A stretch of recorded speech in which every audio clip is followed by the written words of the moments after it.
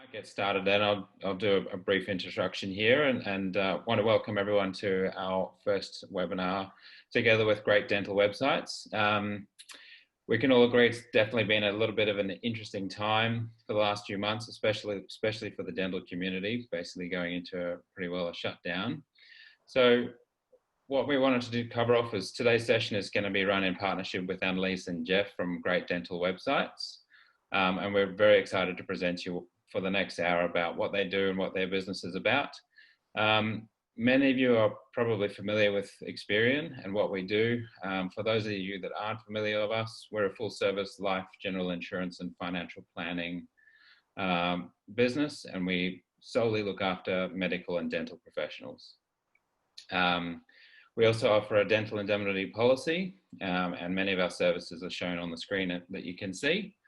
So the reason why we sort of partnered with Great Dental Websites was to discuss and comment the do's and don'ts about dental websites and also building a really great website.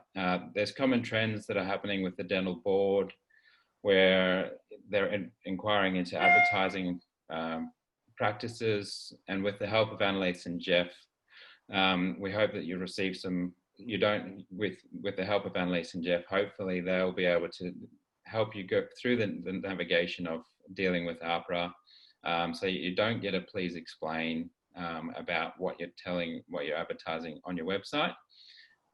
But in addition, a great website also works from a double-edged sword. It helps drive customers to your business. It gives a bit of credibility, and it also shows professionalism within the business. So it's a great tool to be able to reach out to many customers, as well as make sure you're compliant with the service. So a little brief about Annalise and Jeff.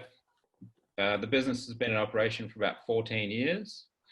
They opened a Bondi office in 2016.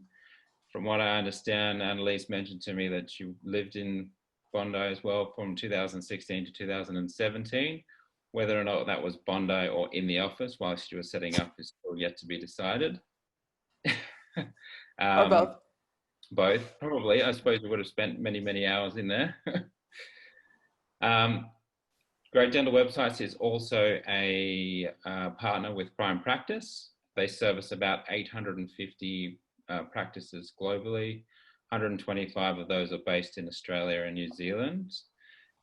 What's interesting is Jeff is from a long lineage of dental practitioners in his family.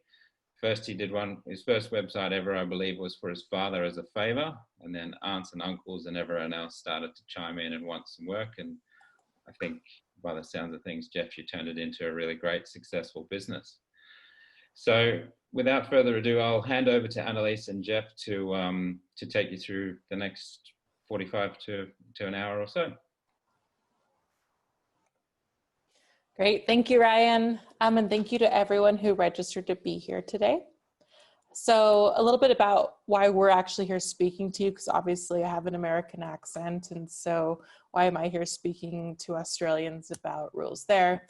A couple of years ago, our founder, Jeff, who's also on this call, and Evan at Experian met at, it was either ADX or ADC. And a few months later, Evan had a client who received an AHPRA notification and needed help with their website and social media and getting that part cleaned up. So Evan sent that clinic over our way, and we helped them through that whole cleanup and review process. And then earlier this year in March, right before all the shutdowns, Jeff was back at ADX and ran into Evan, and they discussed the idea of us doing this joint webinar, like Ryan said. Our company focuses on websites and marketing, but as we came in to be in Australia, we also had to learn how to adapt to the AHPRA guidelines. And so together we put this webinar together. So here we all are today.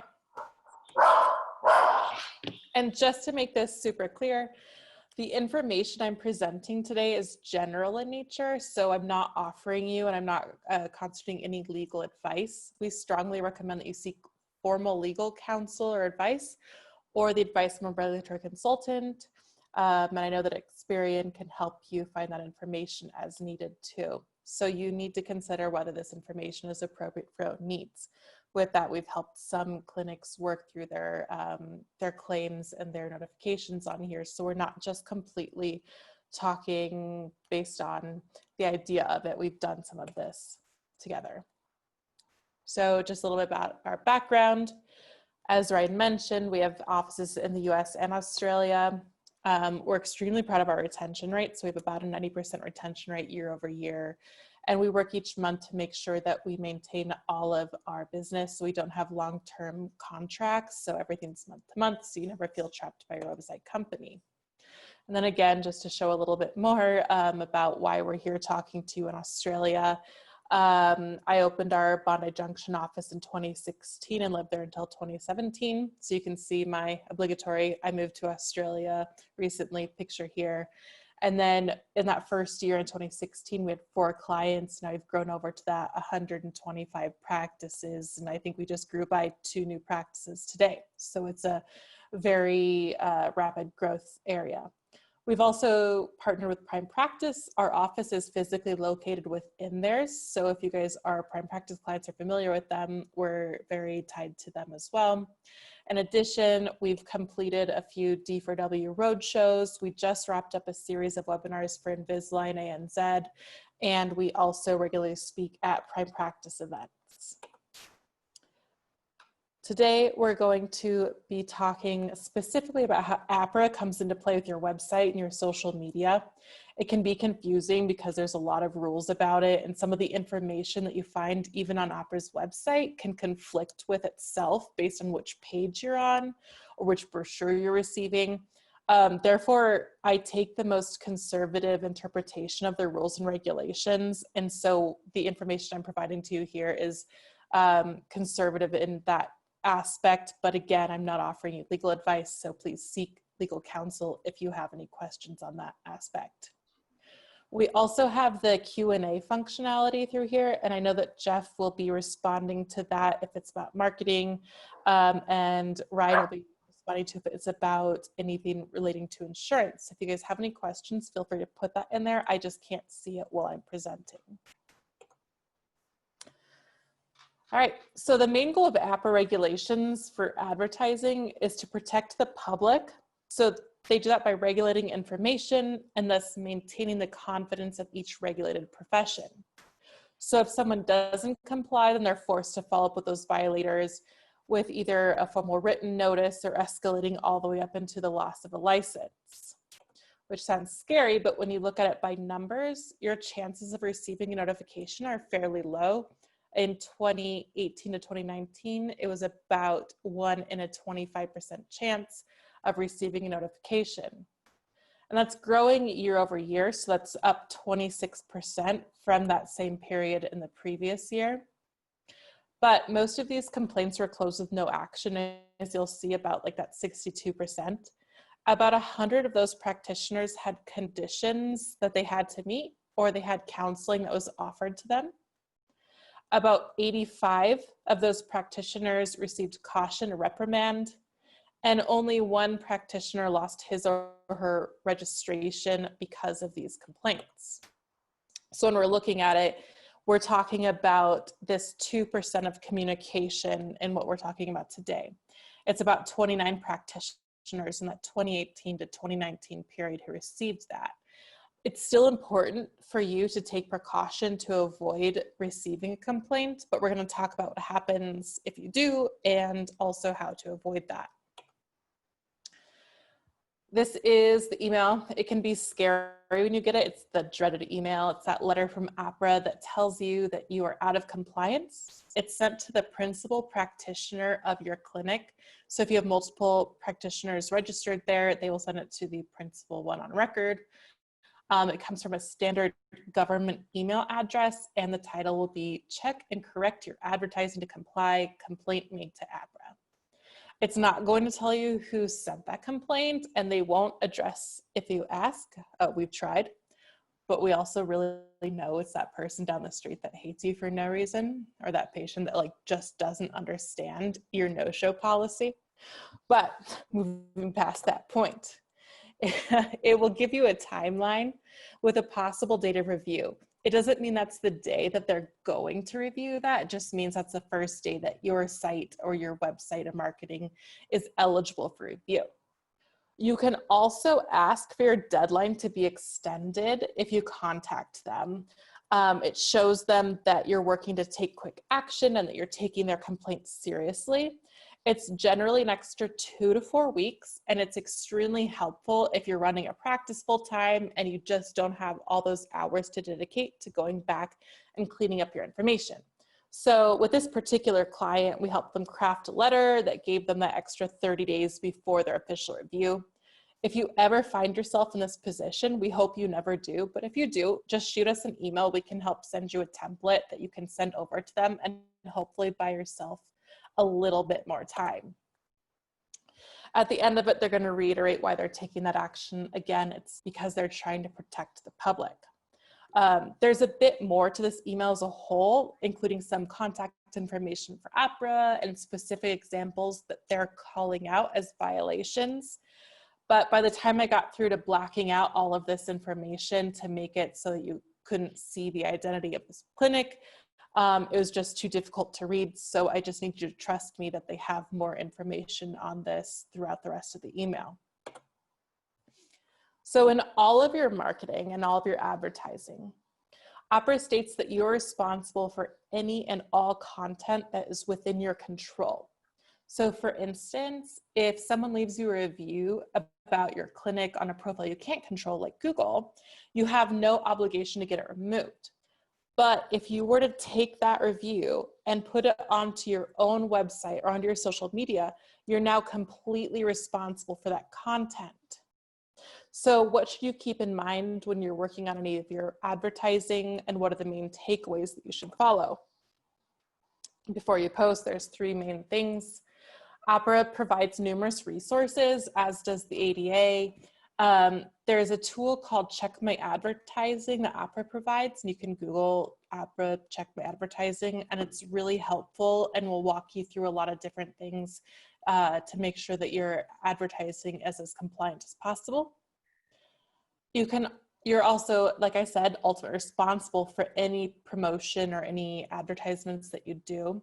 In this case, it's mainly your website and social, so make sure that you are complying with those regulations. And in order to do that, when you're learning these rules, or if you just need to double check it or relearn your regulations, take those extra few moments to draft your posts, check it against your Check My Advertising tool, and make sure that you're really familiar with those regulations before you post it, because in doing that and taking those extra few moments, you're able to reduce your chances that your clinic becomes someone that's under the scrutiny of AHPRA. A few things to keep in mind.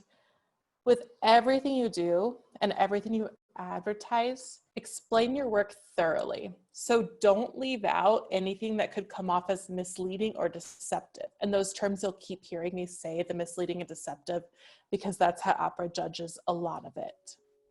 And then stick to teeth. As a dentist, you can't promise that your services will make someone more confident or make someone feel better about their smile.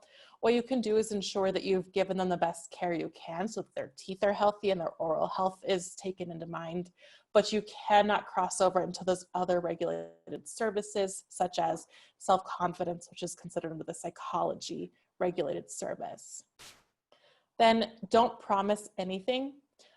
You're going to want to keep some of those, the promises you make or some of those words that you use, a little bit more ambiguous, because you cannot ensure the outcomes of your treatment.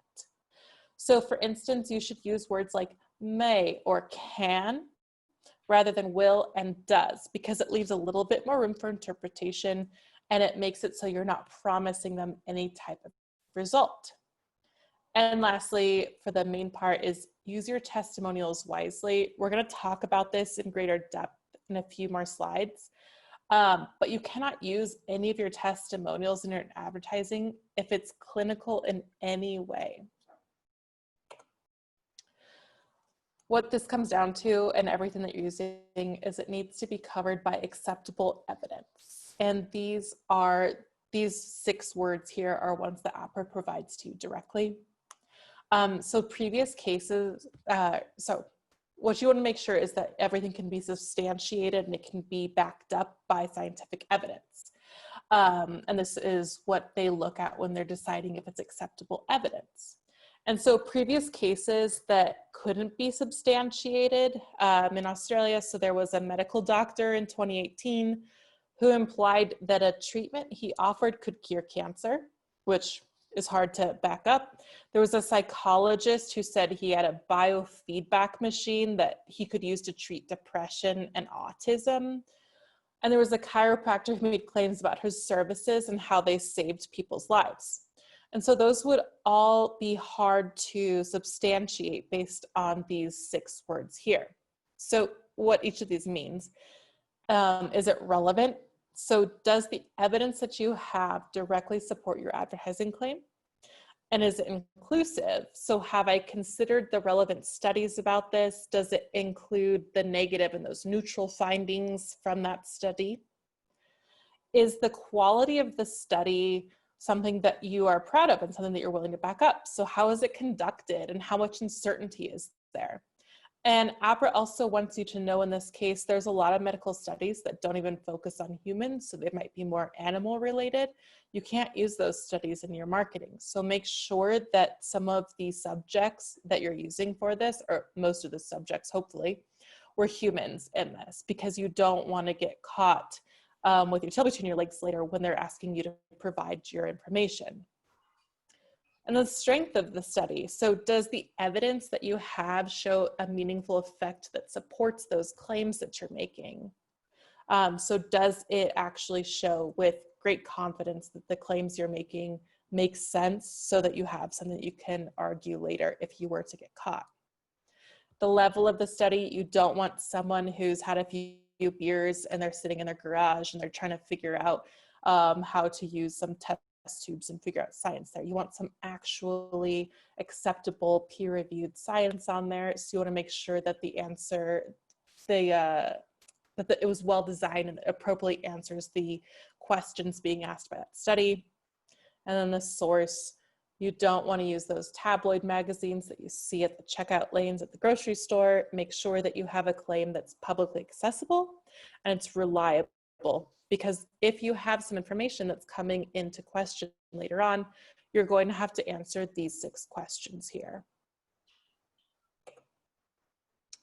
All right, there are 13 specialties that are recognized by the Dental Board of Australia. And so how you use those words also comes into play with your AHPRA advertising.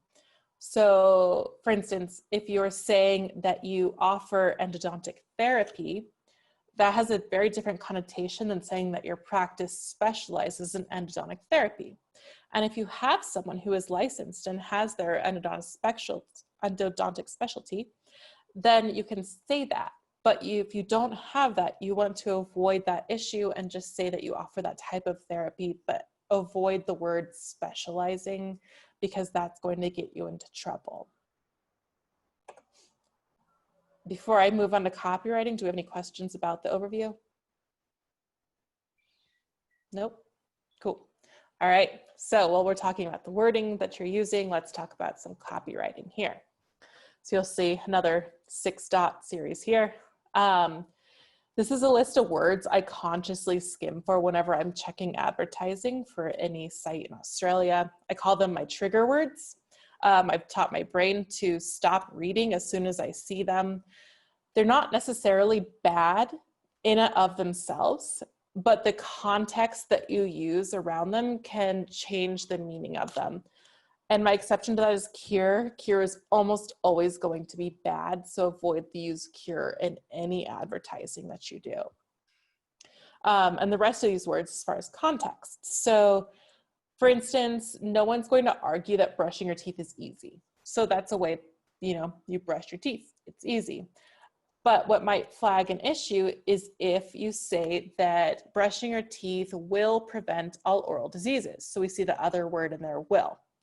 That can start to have those issues because we know that it can prevent diseases, but we can't say that it will. And so now we've paired 2 of these words together, we're having more issues. It gives AHPRA more reason to look through our information and our advertising and more flags for them to raise. Pain-free is another one I see a lot. People hate pain. They associate pain with dentistry. So I get why dentists want to say pain-free in their advertising. But people have different tolerances for pain and they feel things differently. So you might say that x-rays are pain-free because you and I both know that x-rays in and of themselves are pain-free. But some people might struggle with those little, those bite wing tabs, those little ones that you chew on while you're taking those. And then they therefore associate that pain with the x-ray, which we know isn't the same thing, but they could still make a complaint about that because you've said it's a pain-free x-ray. And so you want to be really careful with those words. So pain-free is generally a word I say to avoid in any advertising when at all possible. And so just be really careful with how you use those words, safe and effective or other ways, because you can't guarantee the safety, especially for a surgical or invasive procedure. And effective might be true when used appropriately, but people don't understand that if they don't follow your instructions completely, how the efficacy of that treatment might go down. But what they understand is you said it was effective and it wasn't effective for them. And so now you're looking at those issues too. So just by avoiding those issues, you might save yourself a lot of trouble and a lot of heartache down the road. The next thing is AHPRA does not allow you to use calls to action in a way that might place undue stress or pressure on the patient to seek treatment before they're ready, which sounds really dumb because we're looking at these words, and it's book an appointment versus book an appointment now. And that might seem like such a slight change, but by saying now and adding that to your call to action, you're placing that undue pressure on the patient. With the next one, don't delay is a phrase that AHPRA loves to call out. Just don't use it in your marketing or advertising. So by saying don't delay, book your appointment today, you're running into issues. But if you just say to book your next appointment, contact us, you're avoiding those issues and you're essentially saying the same thing. Also, I apologize if any of you guys felt compelled to contact me today based on this slide. Hopefully you guys are able to see past that. So next for a warning statement on here, you have to include this warning statement that they provide. So it's necessary on any time or any reference that you're making to any type of procedure that could be invasive or surgical. And so how do you know if it's invasive or surgical? Basically, anytime you're breaking skin or tissue, you're running the risk of it being conceived as surgical or invasive. And so you're going to want to put this disclaimer on here. So for instance, a standard cleaning is not considered invasive or surgical, but implants would be. Teeth whitening is not invasive or surgical, but extractions are. So think about it, if you're breaking that skin or that tissue, you're more likely going to run into that invasive or surgical issue. So if you want to play it extra safe, you can just have this on every service page or any page where you talk about where a procedure is discussed. You'll also remember I mentioned a few slides ago where I said that AHPRA contradicts itself in its own literature. This is one of those instances here. You'll see that I've broken out this disclaimer into two parts. So any surgical risk or invasive procedure carries risks. And then before proceeding, you should seek a second opinion from an appropriately qualified health practitioner. On some pages of their website, they say that you have to include both of these together as one warning. On other pages, they say you just have to include one or the other. To be extra safe, we always just include both of them, but that is up to you and your solicitor to decide what you should do. And then you also want to make sure that if you have content on your page that links to another page, that warning follows it. So for instance, if you have a before and after of a dental implant case, and you can click on that picture and it opens up another window, that other page also includes that warning because that's also still displaying that invasive procedure.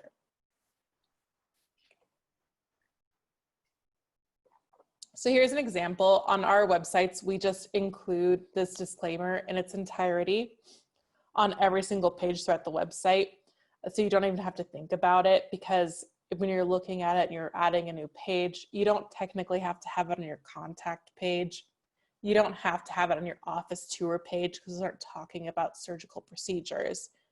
But then you get down to it and you start to forget that one page or the other page here. And so it's just easier to have it on every single page. It just needs to be the same size font as most of your paragraph, or as all of your paragraph text, and not put in an obscure way or in an obscure manner, so you don't have to search for it. For ours, we put it at the very top of the footer of our websites, so it's right under the main content of each page. If you have WordPress or some other software, you could talk to your web developer. I'm sure there's some sort of applications or add-ons that you can use to include something like this throughout the rest of your website. Questions about that part?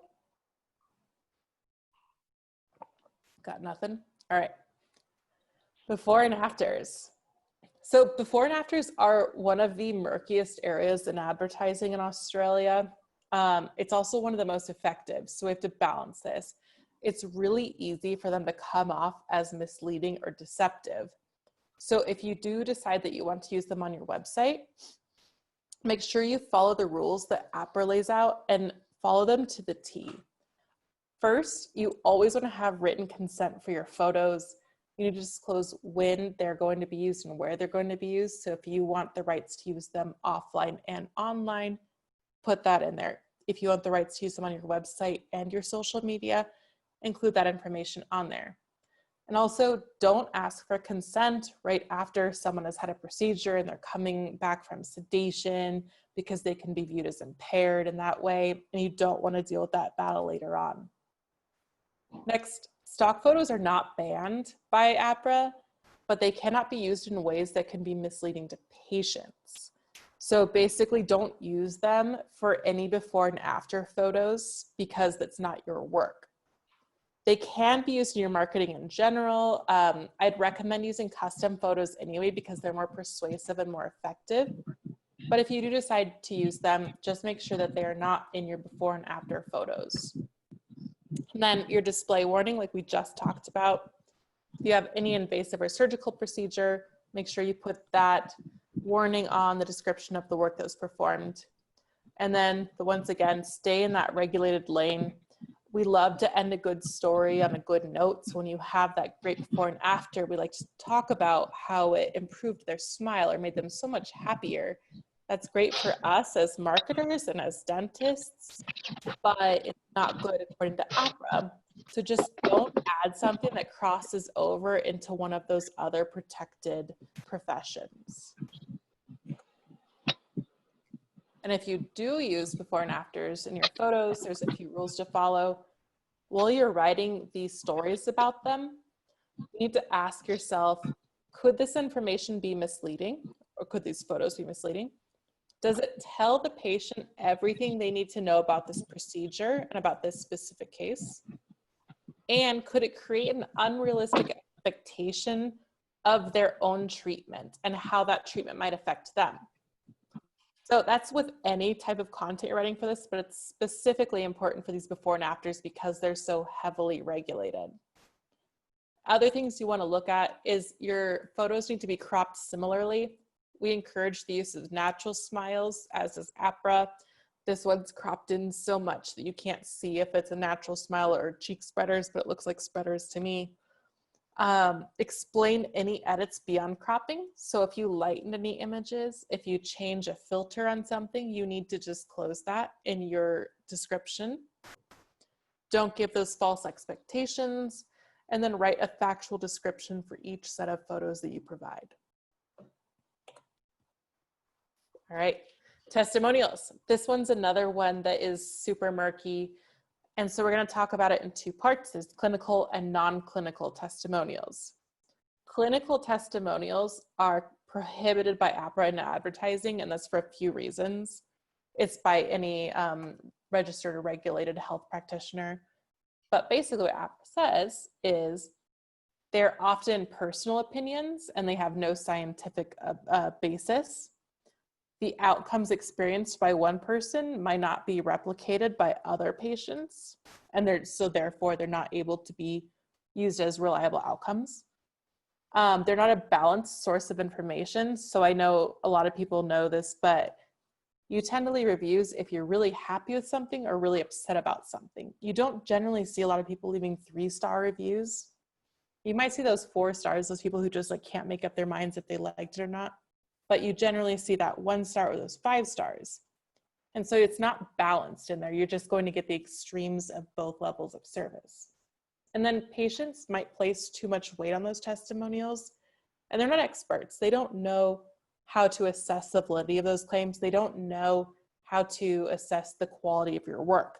So for those reasons, AHPRA has decided that clinical testimonials cannot be used in any of your advertising.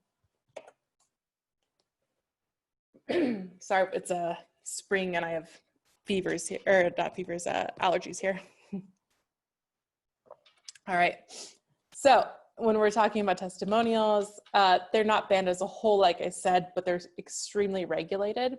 So these non-clinical testimonials you can use in your marketing and advertising as long as they comply with what AHPRA recommends. The easiest way to decide if a testimonial is considered clinical is if it talks about the symptom, the treatment, or the results of your treatment. So those 3 main things are what they're going to look for when they're checking any of your testimonials. You also cannot use the testimonial in your advertising if it talks about the competency or the efficacy of that practitioner.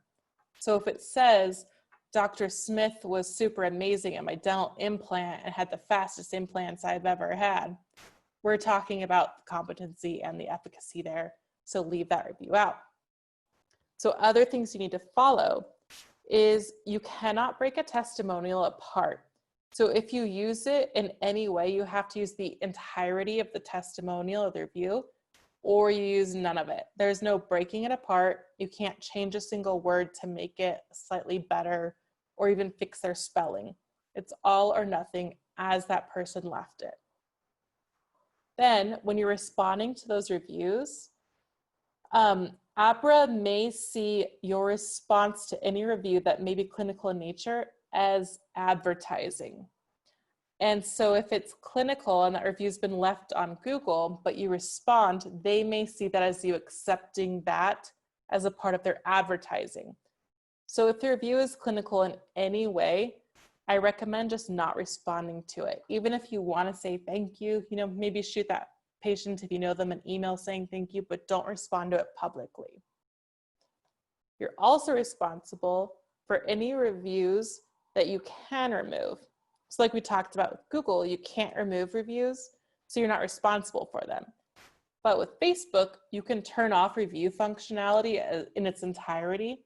So you can and will be seen as responsible for any reviews on your Facebook profile if AHPRA were to check. I'll leave that up to you to read between the lines on that one. And then lastly, AHPRA does not condone nor does it encourage any practitioner to solicit reviews. Now, we have talked to some other third-party review companies who seem to think that they and their legal teams have found a way to get around that by basically employing that third-party review, and they're not actively asking for those reviews, and the third party is, and so their legal team has said that they're around it. I won't name names on that one, but there may be some workaround. I'm not comfortable enough to speak to the logic behind that, but if you guys do use a third-party app for review solicitation, or you decide you want to look at it, talk to them specifically about how they're getting around those AHPRA rules and making sure that you're not going to get yourself in trouble and get yourself fined down the road with that. But there may be some workarounds and maybe some red tape you can overcome to use those reviews in your advertising.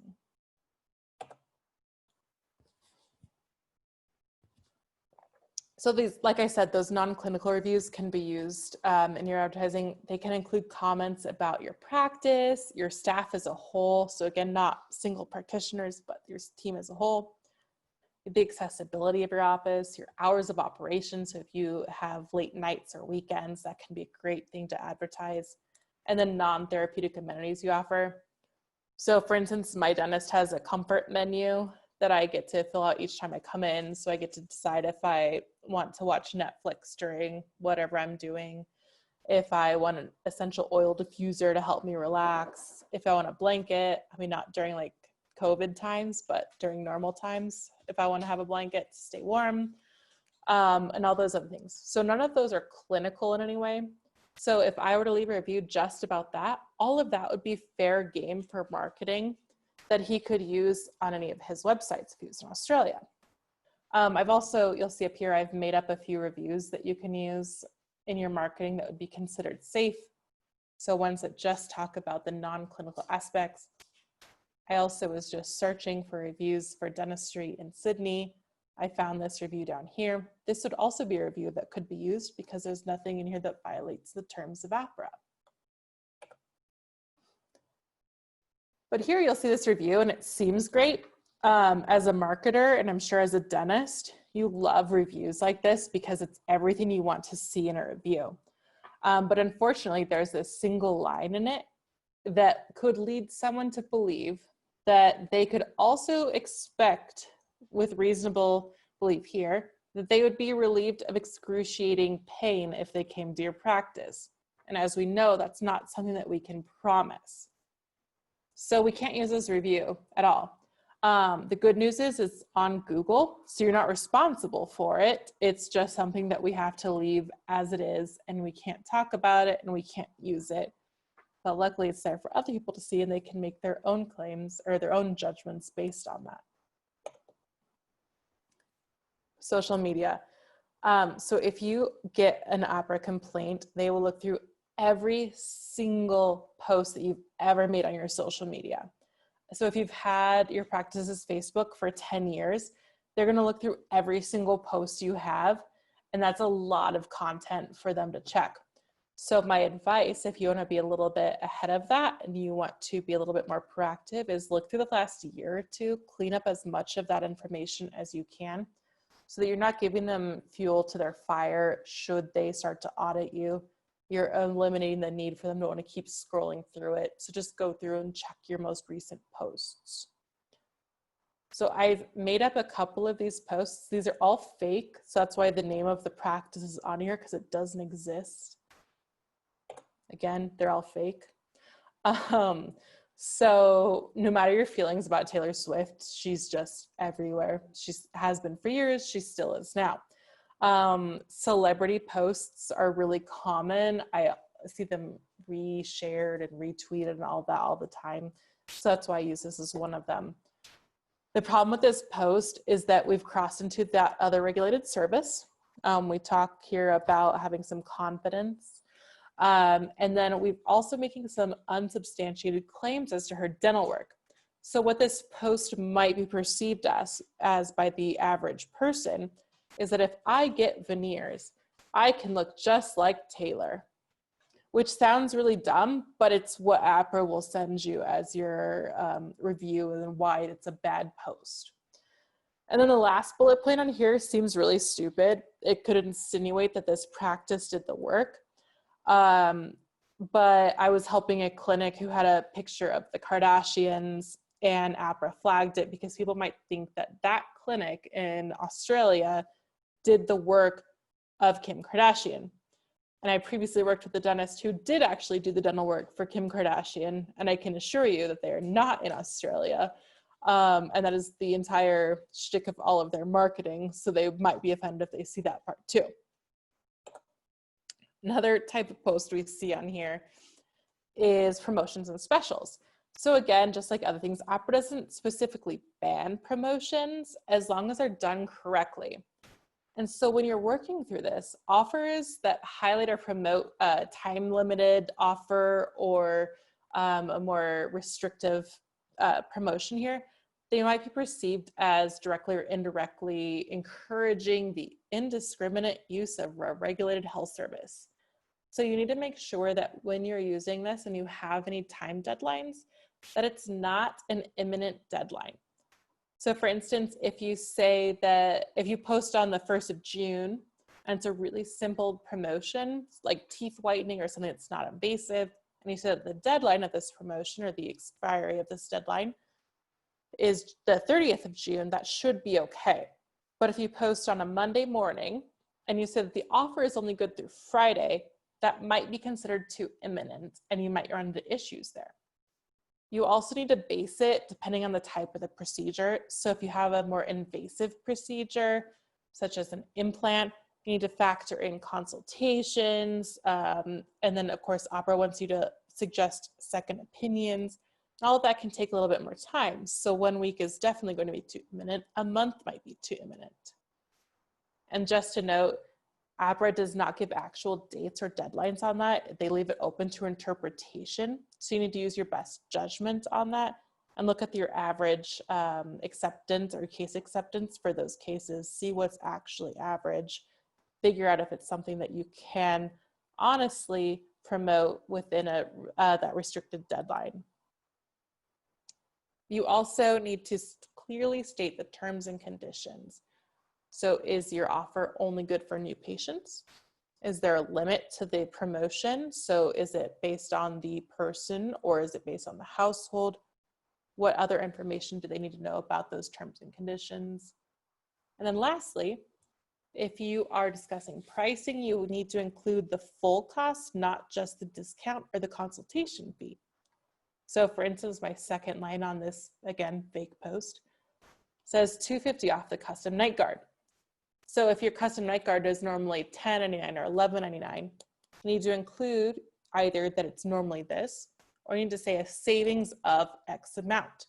I'm really bad at math, so you guys aren't going to have to sit here and watch me do mental math, but just make sure you include that total amount in the end so that they know exactly how much it would cost them so they don't feel deceived later on when they see your actual pricing.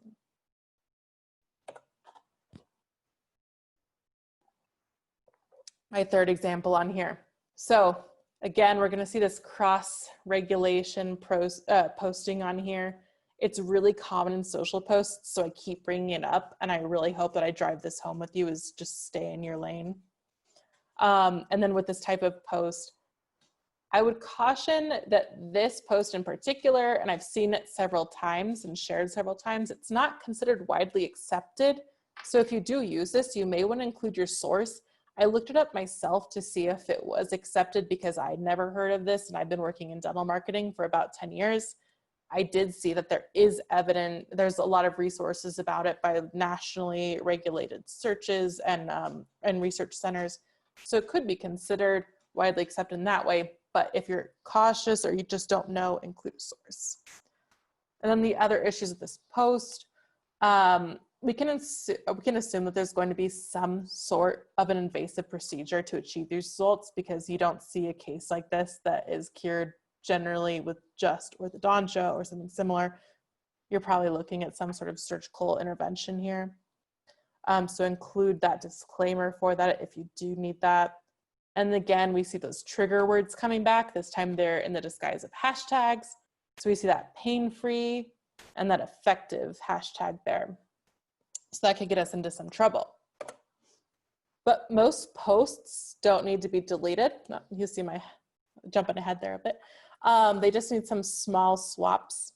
So the first post that you see, the first part of that post, it's a widely accepted fact. Children should see the dentist by 12 months or their first tooth. It's the second part and that first hashtag that you see some of those problems. So you see that we have added that time constraint for that post, so that call us now type of post. And then we also see the use of a specialty as a hashtag. So my fake practice here is called ABC Dentistry. We're going to pretend that I'm definitely not a pediatric specialist, so I cannot use that hashtag pediatric dentist or pediatric dentistry. But we can make two really quick edits to this post, and you can see that it's now acceptable by AHPRA standards. We've changed that timely and that sensitive post here to just book an appointment by contacting us. And then we've changed that pediatric dentist to kid-friendly dentist, which is not a protected term. And now we have a post that would be sufficient to AHPRA and wouldn't cause us any issues. So if I can leave you with 3 parts of my limited AHPRA wisdom here, they are: use your resources. So again, those AHPRA provided tools that check your advertising tools, super effective and helpful. When in doubt, either leave it out or seek legal advice. And then when you're looking through any of your advertising, put yourself in the shoes of the most uneducated patient that you have. Think about what that person is going to think when they're reading your reviews or reading your advertising. If they might be confused or misled by it, you need to redo it and keep redoing it until you're at a point where you're confident that that person's not going to be confused by it, or you can effectively back up and substantiate any of your arguments that you make or any of your claims that you make within your advertising.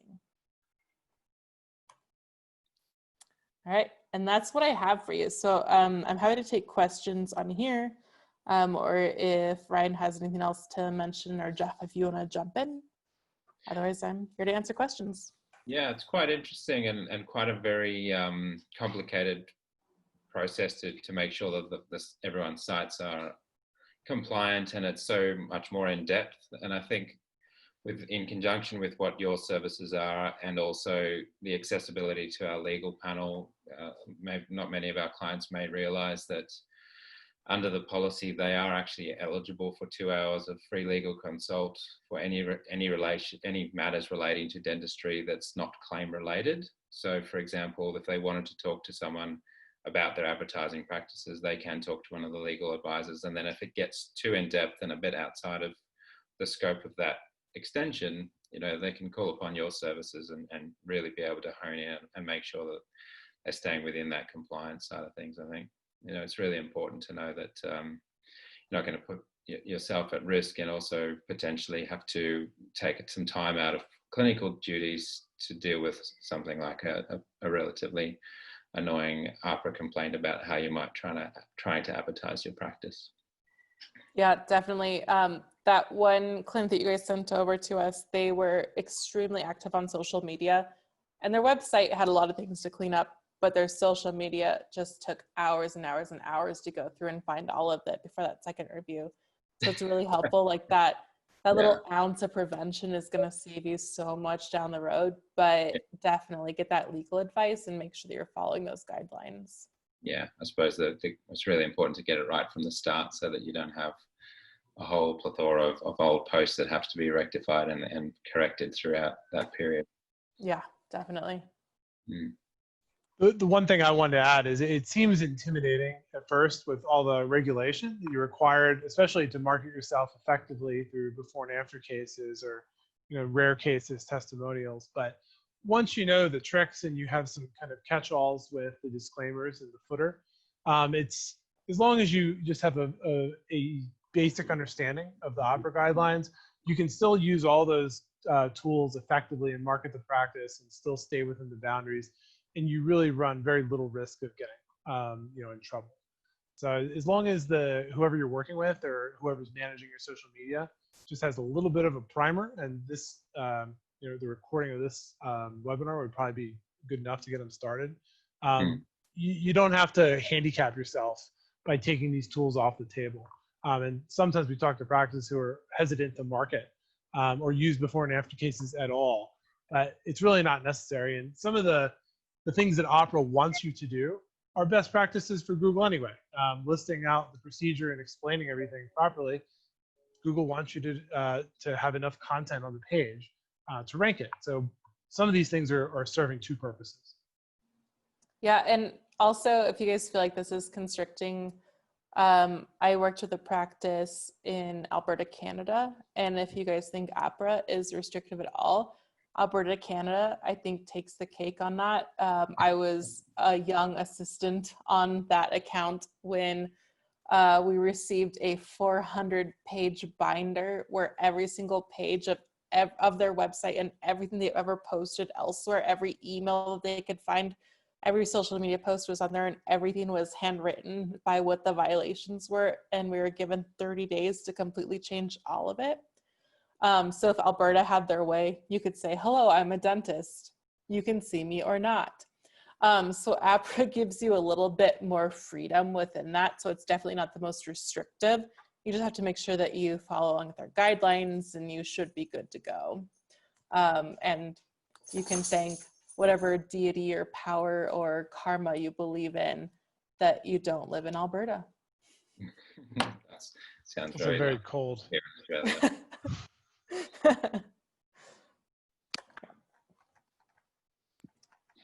All right, any questions that we have?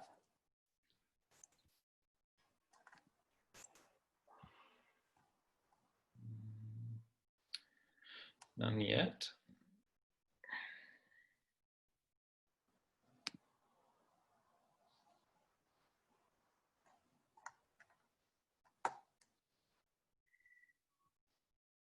All right, well, looks like you guys have my my email address on here. If you guys have any questions that you don't feel comfortable asking publicly, just shoot me an email there, or you can also contact our Australian office. You'd be speaking to Sarah or Karina, who are both lovely and will be able to help you. And if they have any messages for me, they can pass that along to me, but just go ahead and give that phone number a call. But otherwise, One last minute question Yes. from Safina. Are there any marketing mistakes that dentists do on Instagram that we should avoid that violate the guidelines? A lot of dentists share videos their patients post. Hashtags. It's those darn hashtags everywhere on there. And also, if you're resharing it, you need to make sure that if you're resharing what your patient posted, you've now become responsible for that content. So it has to also follow by those AHPRA guidelines. So if they say something that may cross over into other guideline, by you sharing it, you're taking responsibility for that post. So just don't do it if it violates that.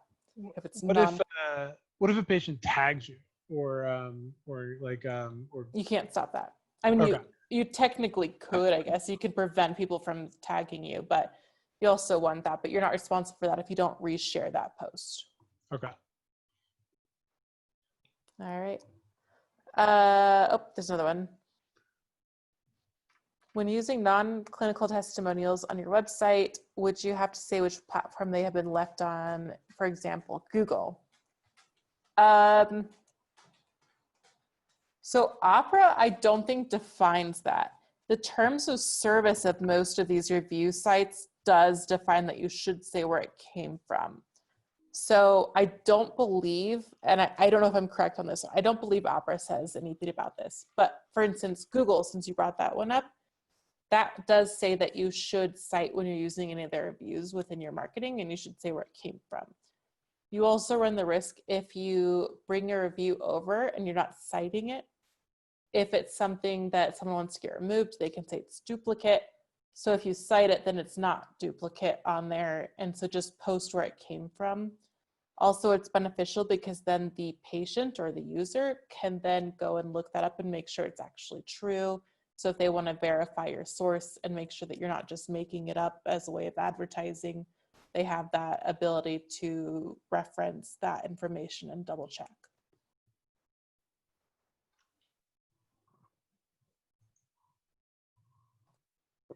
Yes, definitely. Thank you. All right. But my email's on there. So again, feel free to shoot an email or call our Sydney office, and we'll be happy to follow up with anything else you have. Yeah, and I think we'll put this together and send out a link to the webinar and also your contact details to all the participants. Yep, definitely. All right, Ryan, anything else you wanted to end with here? No, that was really helpful. I hope everyone got something out of it, and I certainly did. It gives us a little bit more information to be able to assist our clients. So thanks so much to you both. I really appreciate you taking the time out to spend some time with us and our clients, and it's been really useful. So we look forward to doing something again soon. Thanks for having us. All right, thank you, everyone.